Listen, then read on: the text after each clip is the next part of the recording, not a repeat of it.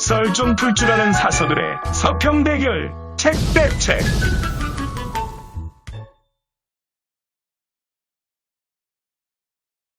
무슨 책을 읽어야 할지 고민이시라고요?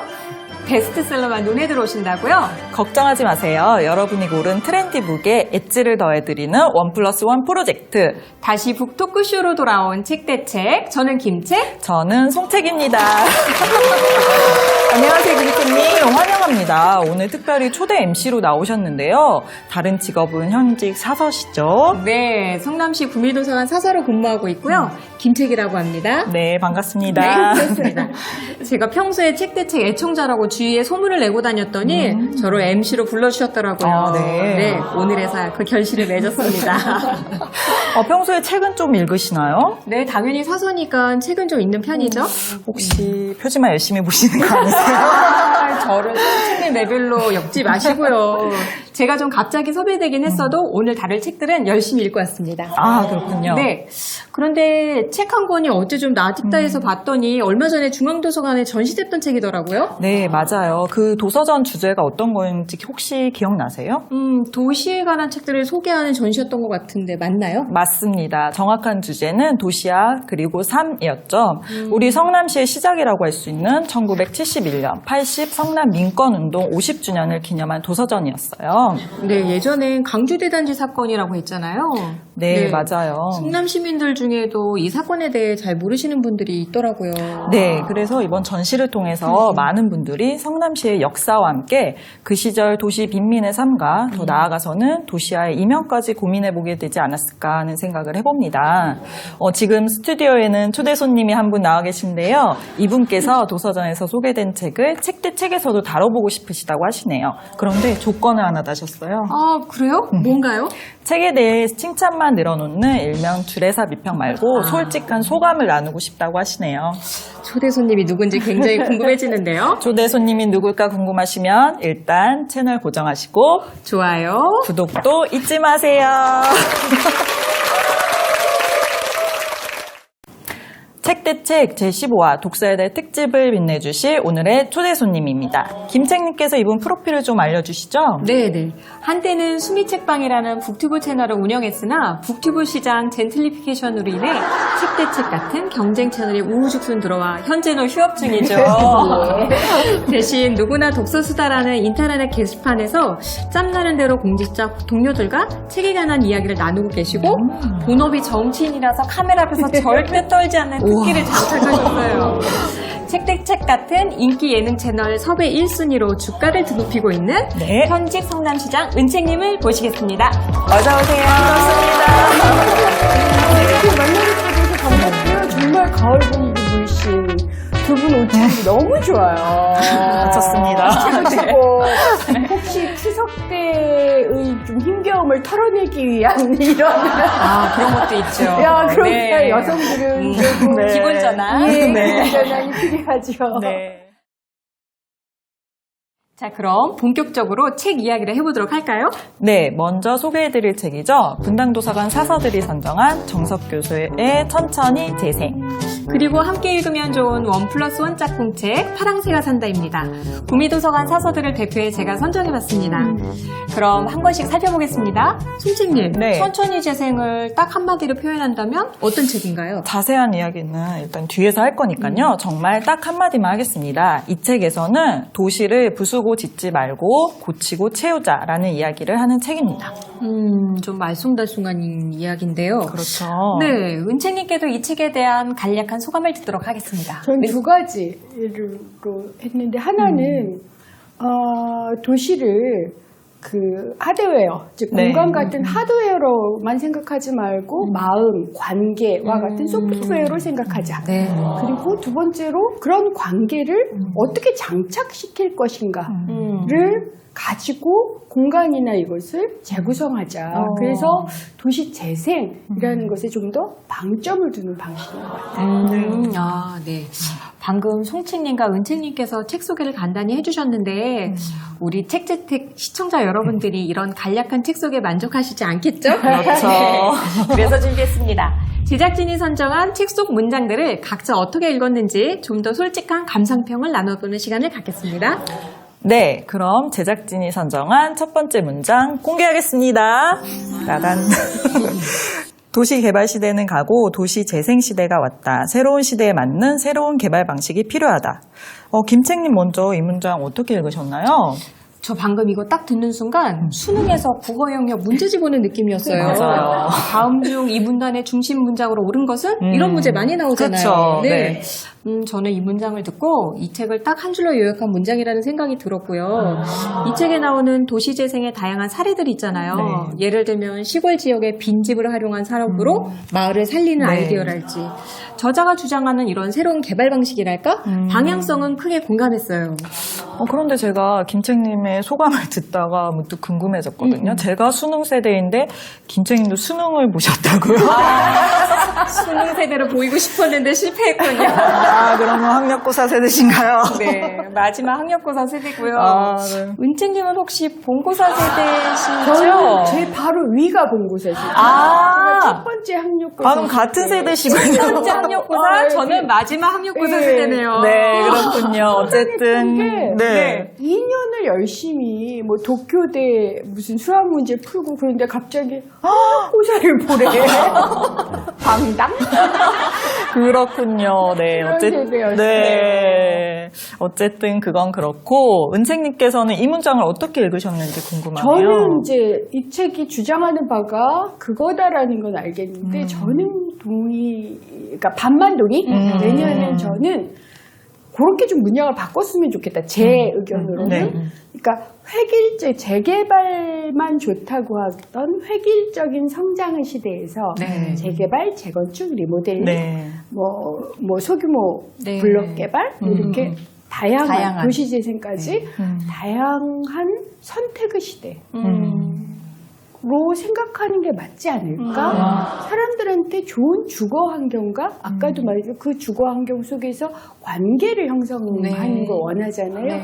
그것을 최적의 방식을 찾아가는 데 있어서는 재개발부터 재생까지 좀 다 열어놓았으면 네. 좋겠어요. 저 개인적 네, 의견이었습니다. 그렇습니다. 네. 그럼 다음 문장 보겠습니다. 지방의 가장 큰 문제는 사람들이 빠져나가고 있다는 것이다. 과거 노른자였던 원도심이 신도시와 신시가지에 사람과 활력 모두를 빼앗기고 있다. 시름시름 앓고 있는 원도심을 살리는 게 지방 재생의 출발점이다. 그리고 초점을 맞춰야 할 것은 건물이나 시설이 아니라 사람이다. 송채님은 이 대목 어떻게 읽으셨나요? 제가 최근에 경기도 외곽에 있는 한 중소도시를 다녀온 적이 있는데요. 전통시장에 있는 원도심은 인적도 드물고 상가 건물도 낡아서 조금 을씨년스러운 느낌이 들더라고요. 반면 새 아파트나 외식타운이 있는 신시가지는 제법 도시다운 세련됨이 있었어요. 그래서 원도심을 살리려면 또 신시가지가 쇠락하고 신시가지를 살리려면 또 원도심이 쇠락할 테니까 이거는 마치 시속게임 같은 게 아닌가 하는 좀 비관적인 생각이 들었습니다. 네. 어려웠어요. 네, 맞습니다. 자, 은채님은 어떻게 읽으셨나요? 은채님의 본업과 관련해서 하시고 싶은 말씀이 많을 것 같습니다. 아니 저는 이제 우선 첫 번째로는 그러니까 성남도 인구가 줄어요. 네. 성남도 수정중원구라는 원도시인가 분당이라는 신도시입니다. 네. 하지만 성남과 지방 어떤 도시는 그게 너무 차이가 나요. 맞죠. 그러니까 저희는 인구가 주는 이유가 땅값이 너무 올라서. 네. 그 젊은 사람들이 살기가 어려워요. 네.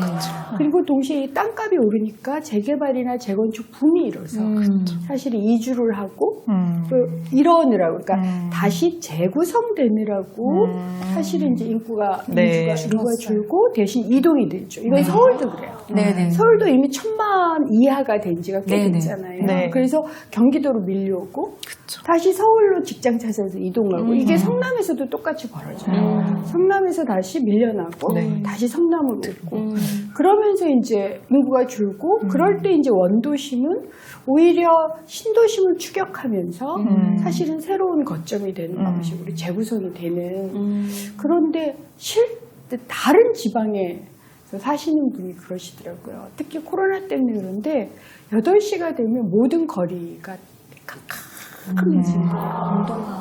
완전히 그러니까 소멸돼 버린다. 사람이 사는 것 같지가 않다고. 네. 그래서 모임이라도 하나 가지려면 버스가 정말 안 다니는. 그럼 이런 건 어떻게 하면 좋을까? 저는 이 책이 사실은 그런 지방, 그러니까 똑같이 인구가 줄어들다 하더라도 활성화를 위해서 다시 재구조화되는 성남 같은 곳보다는 사실은 정말 인구가 줄어들고 젊은이들이 계속 수도권으로 오면서 이렇게 비워지는 그러한 지방에서 우리는 어떻게 사람들을 관계를 맺고 살게 할까? 이 고민을 참 많이 하는 책이어서 저는 그게 굉장히 좋더라고요. 그러니까 물론 제가 성남시장이긴 하지만 성남도 이렇게 인연을 맺고 있는 지방 도시들이 있어요. 그래서 저희들이 지금까지는 그 지방 도시의 뭐 옥수수를 가져온다거나 해서 팔아드리고 이런 것만 했는데 그것 이상으로 성남의 기술이나 능력이나 우리 그런 걸 가지고 지방 도시하고 어떻게 그러면 결연을 잘 맺어서 이 지방 도시가 사람들이 다시 행복하게 사실 수 있도록 또한 저희들이 지원을 해드릴까, 응원해드릴까 이런 고민을 하게 만드는 책이었어요. 굉장히 고민 많이 하시네요. 정말 고민이 되더라고요. 이제 제작진이 선정한 마지막 문장 보시겠습니다. 도시재생은 비단 전문가나 도시에 관한 중요한 의사결정권을 지닌 단체장, 공무원, 지방의원만 고민하고 해결할 문제가 아니다. 도시재생은 바로 시민 자신의 일이라는 이야기죠. 구미도서관 사서들이 함께 읽으면 좋은 책으로 선정한 파랑새가 산다도 마침 비슷한 이야기를 하고 있습니다. 김책님께서 지금 소개해 주시면 좋을 것 같아요. 네, 이 그림책은 어느 달동네에 관한 이야기예요. 재개발을 앞두고 있다 무산이 된 시점에 이야기가 시작되죠. 사람들은 떠나가고 마을은 황폐해져 갑니다. 그러다가 마을 사람들이 이대로는 안 되겠다 일어나죠. 사람들은 빈집터에 채소밭을 만들고 쓰레기장이었던 공터가 아이들이 뛰어노는 공원이 되고 비 오면 오르내리기 어려웠던 경사길에 계단도 만듭니다.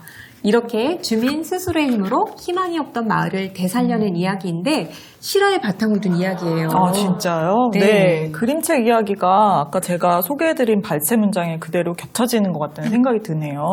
은책님은 마지막 문장 어떻게 전 들으세요? 정말 네. 그러니까 약간 다른 의미에서 시민적 동의, 그러니까 시민들의 결정이 굉장히 중요하다는 중요하죠. 생각을 해요.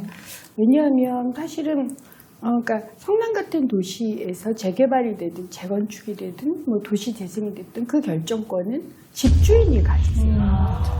근데 그러니까 그러니까 수도권의 특징인데 사실은 집주인들의 상당수는 다른 살고 계시지 않아요. 네. 그래서 그러니까 제가 재개발 승인을 낸 곳 중에 하나의 예를 가장 이제 적나라한 쪽에 사례였는데 9,000명이 사시는 곳이에요. 네. 근데 집주인은 1,000명이세요. 10%. 그러니까 거기 사시는 네. 2,000명은 거기 살지 않으세요. 그러면 8,000명은 의결권이 없어요. 없죠. 예, 이걸 대부분이. 재개발을 할 건지 말 건지 진짜 다른 살고 거 할 있는 건지 사람들. 진짜 네. 살고 있는 사람들 조용히 떠나세요. 네. 그러면 성남시장은 성남 시민에 의해서 선출돼서 네네. 근데 도시계획을 하게 돼 있어요. 근데 실질적인 도시계획의 주체는 다른 8,000명의 거주자도 아니고 네. 1,000명의 집주인과 2,000명의 비거주자에 의해서 그러니까 성남에 살지 않는 사람에 의해서 도시계획이 이루어지는 그러네요. 그게 굉장히 고민이어서 저는 네. 시민의 참여가 정말 중요한데 이때 시민이라 하면 그러니까 집주인이든 아니든 거주하는 사람들의 의견도 반영돼야 되는 게 아닐까 정말 이게 지금 고민스러워요. 그게 가장 중요한 의견이죠. 예, 근데 그래서 제가 모든 국가에서 다 이렇게 선거권 외에 재산권이 있구나. 그렇잖아요. 그리고 결국 살지 않지만 살지 않는 분들에 의해서 그 도시의 공동체가 결정해요. 이 문제를 정말 어떻게 할까 좀 그런 고민이 있어서 되시겠어요. 예, 네. 제가 저렇게 이제 시민의 참여라고만 얘기할 게 아니라 그게 집주인이든 아니든 세입자이든까지도 포함해서 정말 그곳에 거주하고 싶은 사람들, 네. 그러니까 주거를 투자 라고만 생각하지 않는 정말 실거주자. 실거주인들의 의견을 반영할 수 있는 방법은 뭐지? 이게 저는 그리고 그걸 위한 시민의 동참이 정말 필요하고 그러지 않으니까 결국은 대부분 이제 돈벌이가 수익성이 좋은 돈벌이가 되는 방식으로 합의가 이루어져요. 돈벌이도 좋은데 물론 필요하니까요. 정말 사람이 살 수 있는 방식으로 합의가 이루어졌으면 좋겠어요. 성남이 아까 말씀 주신 것처럼 사실 이주 역사잖아요. 네, 맞습니다. 우리도 집을 빼앗기고 그냥 이주됐고 여기서 어떻게든 집을 하라는 한채 가지고 해서 그렇게 싸웠고 그리고 또 이주가 됐잖아요. 사실은 50년 전에 그렇게 이주되신 분들이 지금 성남에 사시는 분 10%가 안 된다라고 해요. 계속 그런 건데 결국 그렇게 이주가 일반 보편적인 거라면 그래도 내가 사는 동안 내가 살고 싶은 곳에서 마음 맞는 사람들하고 살 수 있는 방법은 뭘까 이런 고민을 이제 우린 좀 많이 해야 되지 않을까. 우리가 이주했던 동네에서 사는 사람으로서 그게 제가 50주년을 의미 있게 하겠다. 정말 세입자이든 뭐 집주인이든 어쨌든 주거권을 어떻게 확보해 줄까? 그게 우리한테는 여전히 과제. 그래서 저는 50년 전에 그 8월 10일 날 있었던 주거권 투쟁이 지금도 계속되고 있네요. 그렇잖아요. 맞네요. 맞죠. 맞습니다.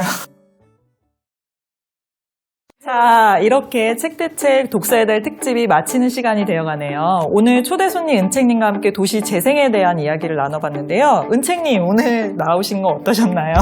저는 송채님은 왜 점점 더 젊어질까? 아이가 둘이 있으시죠? 네, 맞습니다. 네, 아주 좋은 말씀 해주시네요. 우리 김채님 왜 이렇게 말을 잘하세요? 톤이 좋고 떨지 혹시 않으시죠? 아나운서 되는 거 아닙니다. 정말 좋은 동료분들 두 분 만나뵙게 돼서 9월 잘 마무리할 것 같다라는 느낌이 들고요. 감사했어요. 저희도 감사합니다. 네. 깜빡 잊을 뻔했는데. 잊으실 뻔했네요. 깜빡 잊을 뻔했는데. 네. 9월이 독서의 달인 거 다들 아시죠? 네. 좋은 책과 함께 가을의 느낌을 만끽하셨으면 좋겠습니다. 무슨 책을 읽어야 할지 고민이시라면 책대책이 여러분 곁에 있다는 거 잊지 마시고요. 앞으로 더 유익하고 재미있는 내용으로 찾아뵐 것을 약속드립니다. 책대책 제15화 독서의 달 특집 여기서 인사드리겠습니다. 그럼 안녕.